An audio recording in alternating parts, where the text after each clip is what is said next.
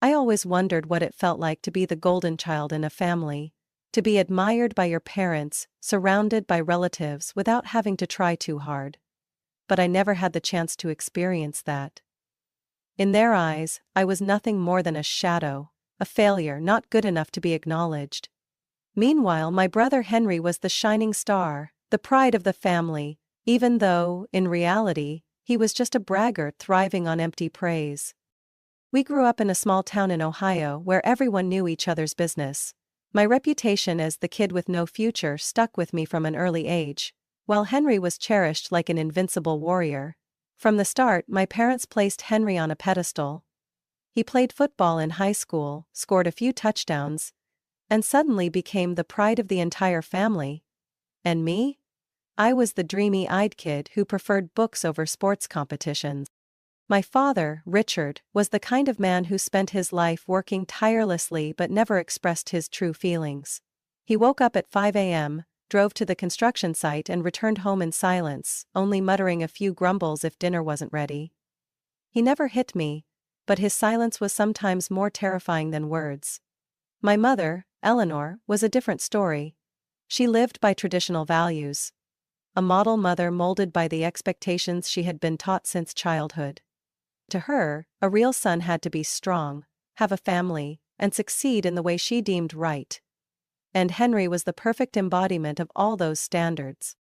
Henry is now in his 30s, working a steady job at a local car dealership. People still call him a successful man, an ideal role model to compare me to. He has a big house with a neatly trimmed lawn, a quiet wife named Rachel, and 2 boys who constantly run around with footballs in their hands. My family worships Henry's image, endlessly talking about his achievements as if he were some renowned politician. And me? In their eyes, I am nothing. They think I can't stand on my own, can't succeed without help. They tell me I need to try harder, to learn from my brother. But the truth is, no matter what I do, they will never acknowledge me. Even when I worked hard, saved every penny to get into college, my decision to drop out in my second year was seen as proof of my failure. I also have a younger sister, Olivia, the little princess of the family. She got married at 20 and now has 3 kids. I don't remember much about Olivia when we were younger, but when we reconnected later, I realized she was just like our parents and Henry. Olivia wasn't cruel, but perhaps to secure her place in the family, she followed their lead, treating me as a pitiful failure. Sunday dinners were the worst part of the week. I'd drive nearly 2 hours just to hear them talk about Henry, Olivia's new house, who just bought a new car or who got promoted. If I mentioned my job, they'd ignore it or change the subject. They still thought I worked at the old comic book store from years ago, even though it had closed down a decade ago.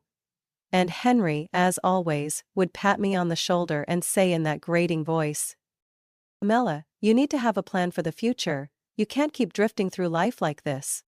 I'd smirk. If they knew the truth about me, maybe things would be different. But I never said anything. Because even if I did, they wouldn't believe me. I was used to being overlooked, used to being seen as a failure. But what they didn't know was that I was no longer the weak child they once dismissed. I had my own life, my own career, and my own success. They just hadn't realized it yet. My childhood wasn't filled with warm family memories or cozy gatherings around the dinner table. It was a series of endless comparisons, belittlement, and being made to feel less than. When you grow up in a family where your worth is measured against someone else's achievements, you learn one thing. No matter how hard you try, you will never be good enough. From an early age, I was different from Henry. He was strong, athletic, winning medals in school tournaments. Every time he scored in a game, my family would cheer. My father would clap him on the back with a proud smile. And me? I never got a chance to make my parents proud in that way. I had asthma, which meant I couldn't participate in sports like Henry. I hated gym class, hated the long runs outside, hated the laughter of the boys when they saw me gasping for air, my face pale as if I were about to pass out. Every time I struggled to breathe, my mother would sigh and say, Amelia, you need to be stronger, stop making things so complicated. Stronger? No matter how much I tried to push through, in her eyes I would always be a disappointment. But perhaps the worst part wasn't the illness, it was the constant comparisons to Henry. If he was the pride, then what was I? Nothing. I wasn't great in school, not terrible, but my GPA hovered around 2.5. Not enough to impress anyone. Henry, on the other hand, wasn't a stellar student either, but he always knew how to make things seem bigger than they were. Henry isn't just talented, he has leadership qualities, my father once said when Henry was made team captain. And me? I was just the girl sitting in the library reading comic books, dismissed as someone lost in a useless fantasy world. After high school, I tried to do what was expected of me, go to college. I paid for tuition by working part-time at a small comic book and gaming store in town. To me, it was a dream job, surrounded by things I loved, meeting people who shared my interests. But to my family, it was the perfect symbol of my failure. Do you really want to spend your whole life working in a store that sells kids' stuff? My mother asked as she watched me put on my uniform one evening. I didn't respond. I knew that no matter what I said, she wouldn't understand. After 2 years in college, I dropped out. I couldn't stand the uninspiring classes, the constant criticism from my family, and the feeling that I was wasting my time on something that wasn't meant for me. To my family, that was the end of the road. They never said it outright, but I saw it in their eyes. You think dropping out was a smart decision? My father asked coldly. Henry has had a stable job for years, why can't you learn from him? For the first time in my life, I felt like I had truly disappeared from the family picture. They didn't care how I felt, didn't bother to ask why I left college. All they saw was a failure. A faint shadow, not worth expecting anything from. What they didn't know was that this decision was where my life truly began. After leaving college, I continued working at the comic book store, but not just to get by. I met a friend who shared my passion for technology, and together we started a small IT company. The early days were brutal. We worked tirelessly, and there were months when we barely made any money. But we kept going. And then, everything changed. Our company grew faster than we ever expected. We landed major contracts, expanded, and within just a few years, it became a valuable business. When we sold the company to a large corporation, I walked away from the deal with a sizable sum, an amount my family could never have imagined. I could live lavishly if I wanted to, but I didn't. I didn't need a mansion, didn't need a sports car to prove anything to anyone. I bought a modest 2-bedroom home, comfortable but not flashy. I drove an old car I loved, even if others saw it as a sign of failure. They had no idea what I had accomplished. They didn't know how much money was in my bank account. Because in their eyes, I was still the useless little sister. But one day the truth would come out, and I was very curious to see how they would react when they realized that the failure they had always looked down on was actually the most successful person in the family. I had no idea how Henry managed to live with such an inflated ego without being crushed under its weight. His whole life he wore the perfect mask, the model man, the golden child, the successful older brother. But I knew the truth. Henry had never truly succeeded in the way he bragged about.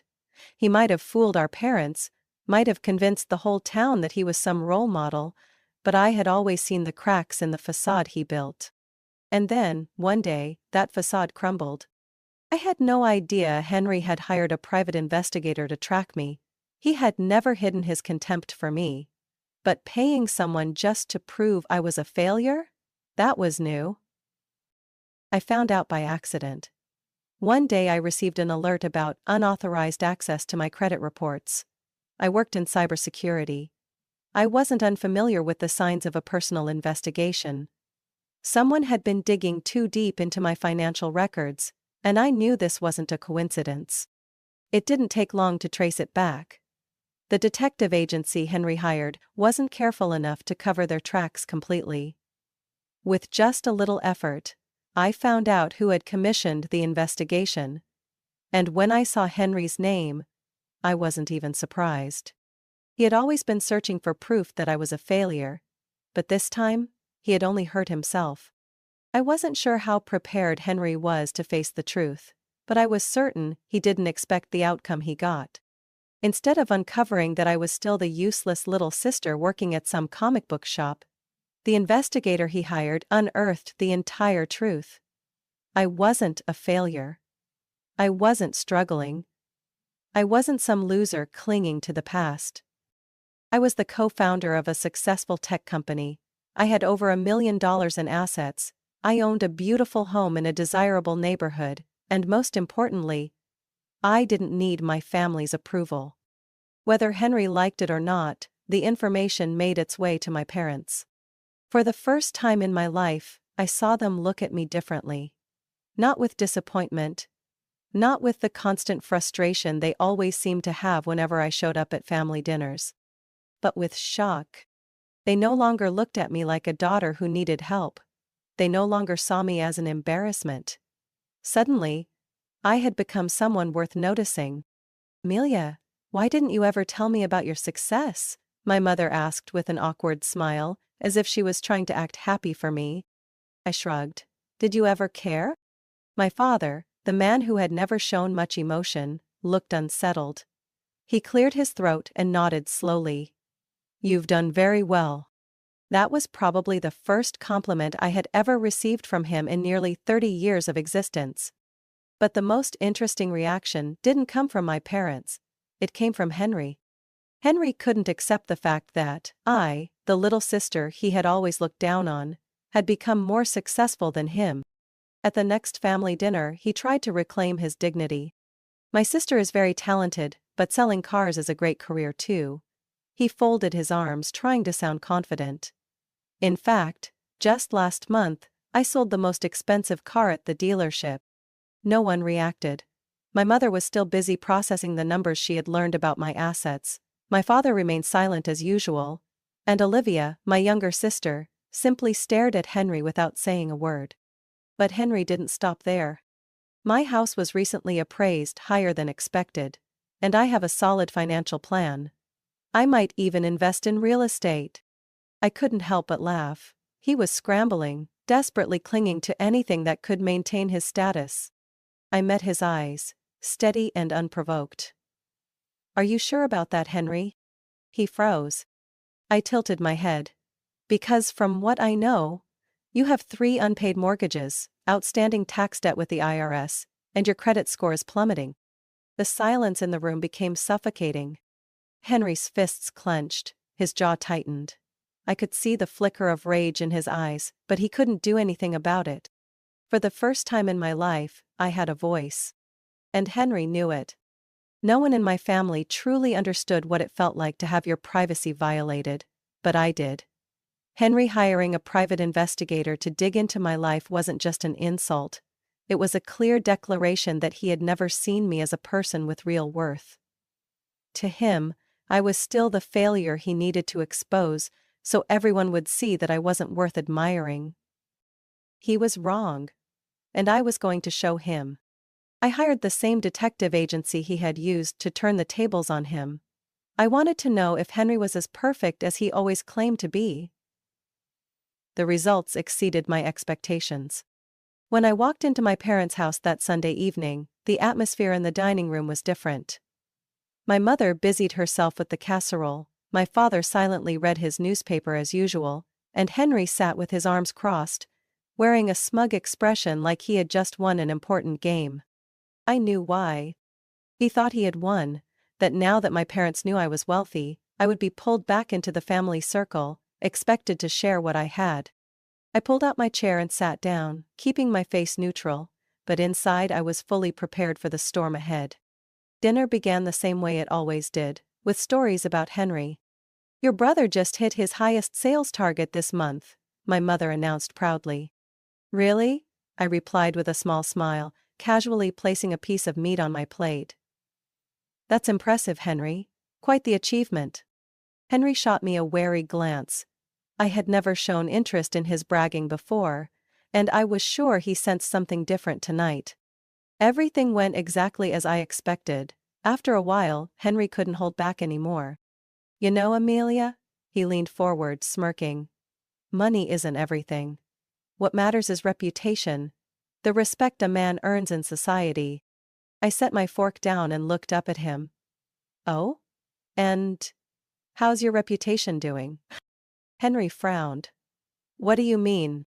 I slowly pulled a thick envelope from my bag and placed it in front of him. You're not the only one who knows how to hire a private investigator, Henry. The room tensed immediately. Henry stiffened, but he tried to maintain his composure. What nonsense are you talking about? I tilted my head, calmly opening the envelope and pulling out each document. 3 unpaid mortgages, tax debt with the IRS, a credit score barely hanging on. I read off each item one by one. Oh, and this one. A file from Child Protective Services. Would you like to explain why your name is on it? Henry slammed his hand on the table. Shut up, Amelia. My parents were stunned. My mother clutched her chest, staring at my brother in horror, as if she had never truly known who he was. Henry, what is this about? She asked, her voice trembling. He didn't answer right away. I could see the panic in his eyes, the frantic search for an escape from the trap he had set for himself. I met his gaze, my voice calm but sharp. You invaded my privacy just to prove that I was a failure. But it turns out, you're the one with the real problems. Henry suddenly shot up from his chair, jabbing a finger at me in rage. You're just trying to bring me down, you've always been jealous of me. I let out a cold, short laugh. Jealous? Henry, there is nothing about you that I would ever envy. He slammed his fist on the table again. You shouldn't have been born. I've carried this family on my back my whole life, while you've been nothing but useless. My mother gasped and grabbed his arm. Henry! Don't say that.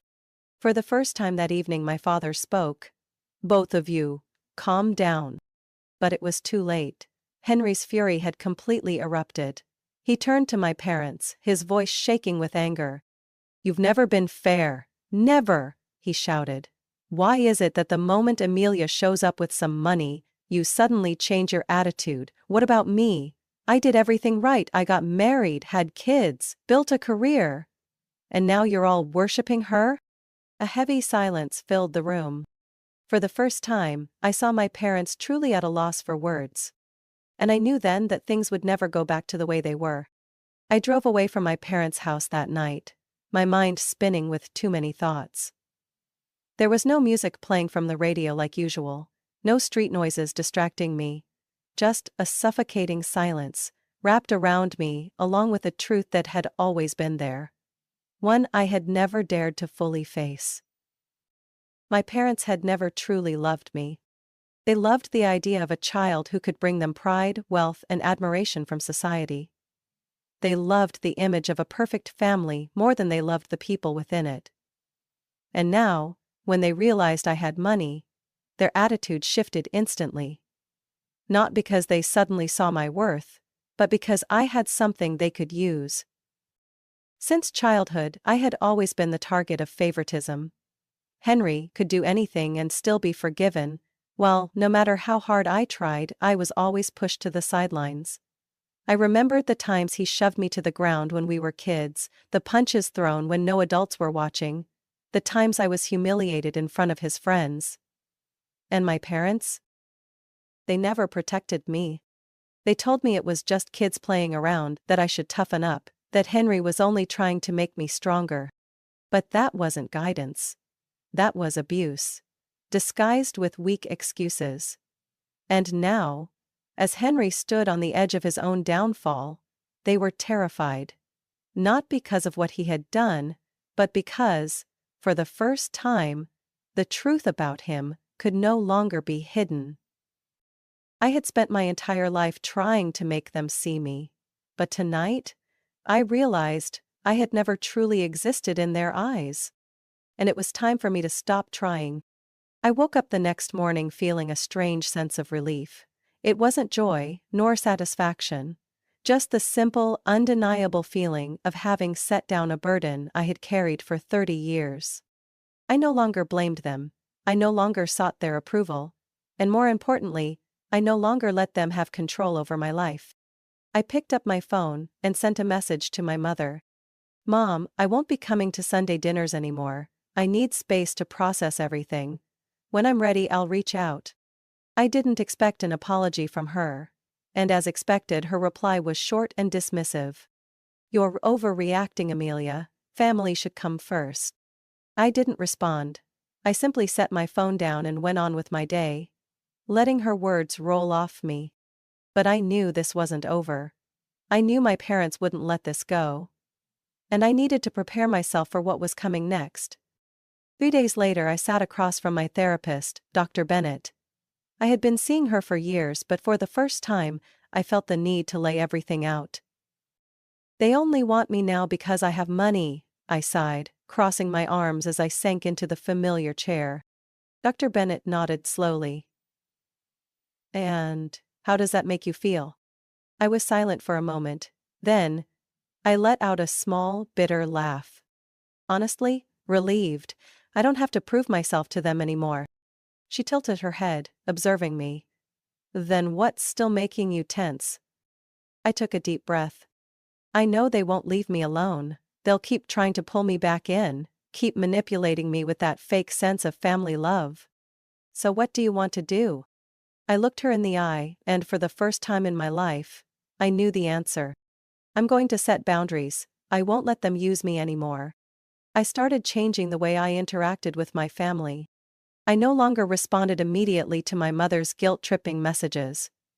I didn't engage in the long, drawn-out phone calls where my parents tried to convince me to reconsider. And most importantly, I didn't let them manipulate me with talk about how family is everything. I also started focusing on myself more.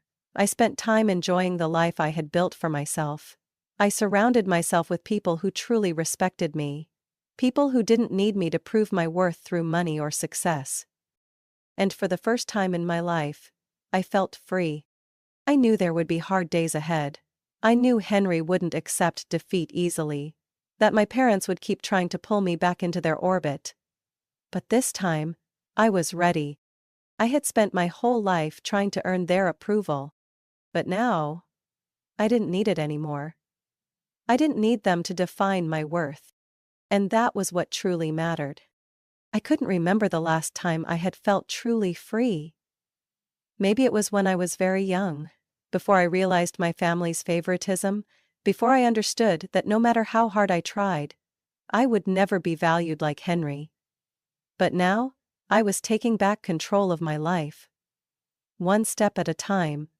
A life no longer suffocated by unrealistic expectations or judgmental stares from people who were supposed to love me. And then, just as I was starting to reshape myself, Luca appeared. The cybersecurity conference in San Francisco was an event I had almost skipped. If it weren't for a colleague convincing me that it was a great opportunity for networking, I probably would have stayed home, curled up on my couch with a book. But I went. And it turned out to be one of the best decisions I ever made. Luca was the keynote speaker at a seminar on personal cybersecurity. He wasn't just knowledgeable, he had a rare confidence that commanded the room. His deep, steady voice, his sharp eyes, he captivated everyone with every word. But what struck me the most wasn't his expertise. It was the way he talked about personal boundaries. We protect our data, but we allow people to invade our personal space so easily. Boundaries aren't about distance. They're about protection. That sentence hit me like a wake-up call, shaking me out of my hesitation. After the seminar, I gathered the courage to approach Luca. I wasn't the type to start conversations with strangers, but something about him made me feel safe. We talked about work, about the flaws in the cybersecurity industry, about how people often protected their information better than they protected themselves. And before I knew it, we were sitting across from each other in a quiet corner of a coffee shop outside the conference center, drinking coffee together. "You seem like someone who keeps their distance from everything," Luca observed, taking a sip of his espresso. I laughed. "Not exactly. I've just spent my whole life being forced into someone else's mold. Now I'm just trying to take back control, so I'm not constantly being managed." Luca nodded, his eyes full of understanding. "I get that. Sometimes the most important thing isn't cutting people off, It's learning how to manage relationships on your own terms. He didn't know it, but with just one sentence, he had given me the answer I had been searching for all along. My relationship with Luca developed naturally. We spent time together without pressure, without expectations. He wasn't just someone who listened. He helped me see things from a new perspective. You don't have to disappear from your family's life, Luca said one evening as we sat on his balcony, looking out at the city below. You just need to set boundaries. They may not like it, but they'll have to accept it. So I tried. I didn't cut ties with my parents like I once thought I would, but I also didn't let them manipulate me anymore. Instead of long, exhausting dinners where I was put on the defensive, I suggested short coffee meetups in places where I could control the situation. At first, my mother resisted. Families don't meet in coffee shops, Amelia. That's not how we do things. I simply replied, then you have a choice. You can meet me this way, or not see me at all. For the first time in my life, she seemed to understand that I was no longer the Amelia they could bend to their will. At first, the short meetings were tense. My mother kept trying to lure me back into Sunday dinners, my father remained quietly observant, and Henry refused to show up at all. But over time, they began to accept reality.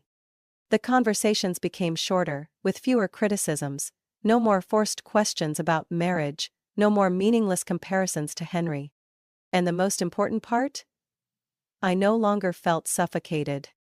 I no longer needed to prove anything to them. I no longer felt the need to fight for their recognition. I simply existed, as myself, on my own terms. Luca was right. I didn't need to cut my family off. I just needed to control the relationship on my own terms. One evening, as I sat on the balcony with Luca, he turned to me, his eyes reflecting the city lights. Do you feel better? I smiled, feeling lighter than I had in years. Yes. For the first time in my life, I feel truly free, in a way that I choose. I didn't know when distancing myself from my family had started bringing me so much peace. The short coffee meetings, the fewer phone calls, the messages I no longer felt pressured to reply to immediately, all were signs of a change. A change I knew was necessary. My mother still tried to pull me back into the old dynamic. She sent subtle messages, reminders about family responsibilities, and how family bonds are irreplaceable. But the difference was, I no longer felt guilty for refusing. I understood now that family should not be a chain that binds. If I had to sacrifice my mental well-being just to maintain a relationship, then that wasn't real family. Henry, as I had predicted, still couldn't accept the truth. He never showed up for any meetings, never responded to my messages, and even went out of his way to avoid me when possible. It didn't bother me. I knew his pride was too big to face me after the truth about his life had been exposed. Maybe one day, he would find a way to regain balance. But that was no longer my concern. I no longer let my family define my worth.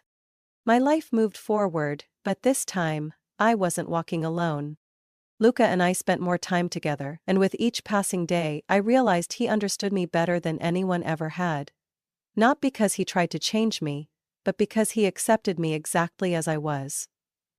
One crisp autumn evening, we sat on the balcony of his apartment, sipping red wine as we looked out over the city. Have you ever thought about starting a family? Luca asked, his deep voice steady. I smiled softly, swirling the wine in my glass. I think about it more than you'd expect. He tilted his head slightly, waiting for me to continue. I took a deep breath. For most of my life, I thought family was a burden. Something that trapped you, controlled you, made you lose yourself. But now, I understand that family doesn't have to be that way. Family can be something we build, not something we are forced to accept. Luca smiled, gently taking my hand. Exactly. I met his eyes, and for the first time, I truly felt ready for a new future. A future not overshadowed by the past, but one where I could freely choose my own path. I used to think success meant making my parents proud. I used to chase that idea, only to realize they would never see me the way I had hoped. Now, I understood that success wasn't about earning their approval. Success was waking up each morning without the weight of expectations crushing my chest. It was choosing relationships that brought me peace instead of ones that dragged me down. I didn't need my parents' validation to feel worthy. I didn't need to prove myself to Henry. I didn't need to be some perfect version of myself just to be accepted. I just needed to be me. And that was enough. I continued seeing my therapist regularly. Not because I was weak, but because I understood that mental health was just as important as physical health. Dr. Bennett helped me realize that setting boundaries wasn't selfish, it was necessary. I learned to say no without feeling guilty. I learned to put myself first without fearing judgment.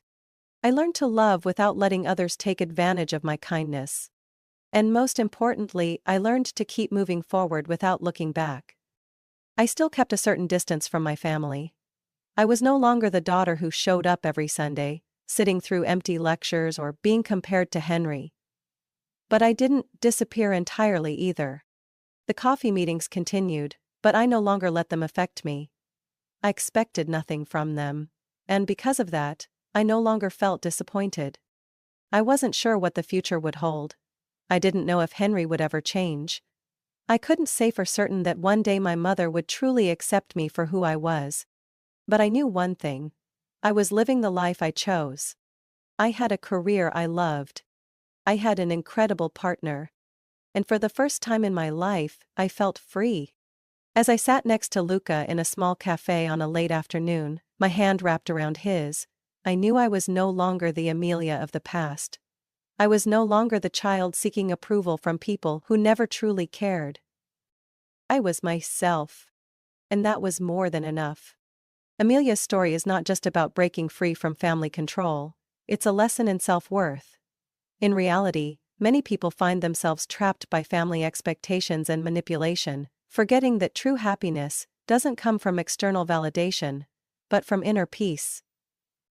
Amelia teaches us that sometimes, walking away from toxic relationships and setting boundaries is the best way to reclaim ourselves. Success isn't about pleasing everyone, it's about living in alignment with our own values. What do you think about Amelia's story? If you've ever experienced something similar, how would you handle it? Share your thoughts in the comments, and don't forget to follow the channel for more stories about life, family, and the journey to self-discovery.